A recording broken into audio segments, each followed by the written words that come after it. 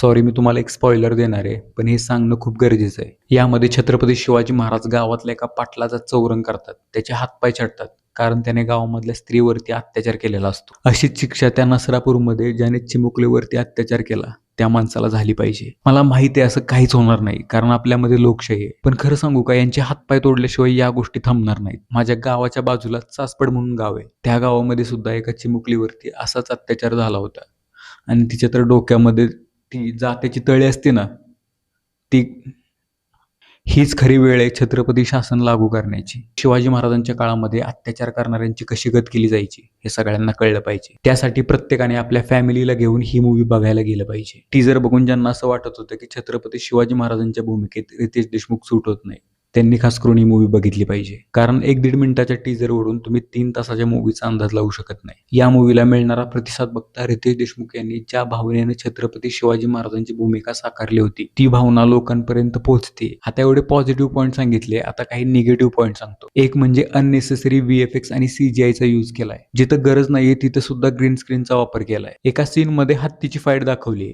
ते पूर्णपणे नकली वाटते.